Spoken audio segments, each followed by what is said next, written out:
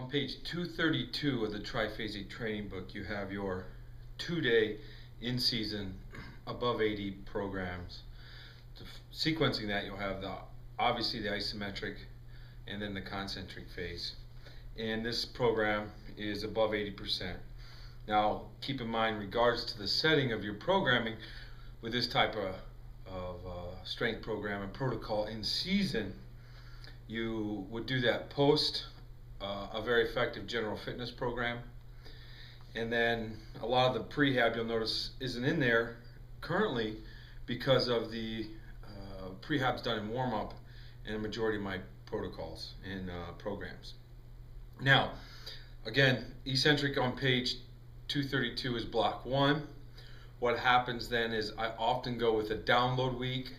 Now, I would essentially say my download weeks have split into two types of programs. One is a highly reactive at low loads with low volume, and the other download week is a slow, I would say a slower movement, more of a bodybuilding effect, just to move blood flow around the body. So maybe a little bit more repetitions, but the intensities are extremely low. The key to that, again, is, which has been stated before, bodybuilding can be used as a recovery method as long as the intensity is low and you don't get into essentially forming lactate.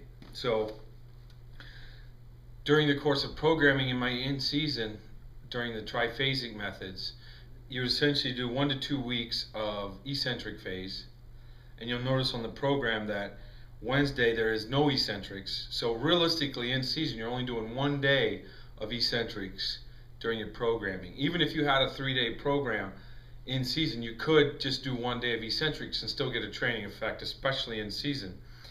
So then you do 2 to 3 weeks of eccentric, err on the side of caution with the downloads. And when the downloads, obviously being, I prefer the bodybuilding method. And you can be creative with your exercises, because this is a time that if kids feel that doing stuff on BOSU is important, then you can add that in there, which we actually do, but ultimately those type of exercises are a complete waste of time for the athlete.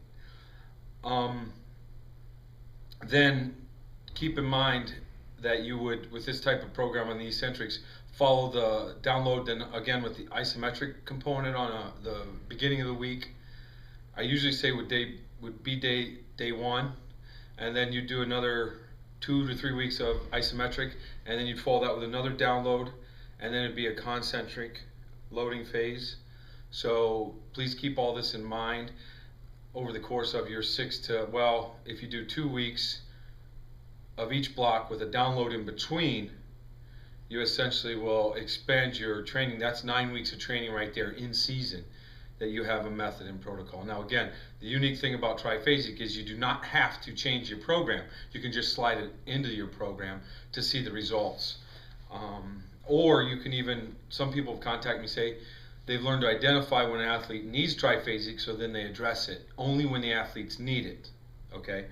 And again, with the peaking concepts and in season, I often find it is better to err on the side of caution. Don't be afraid to throw in a download week when you think they may need it, your gut feeling. Once you get a comprehension of how movement and the way that I've learned to develop my understanding of movement through the triphasic method, once you get a better understanding of that, you'll be able to spot these things that kids need a break. So you may only get into 1 week of training of a certain block and realize they need a break, because during the in-season, fatigue is probably not your friend based upon you keep your programming the way it is and maybe push them into some form of overtraining.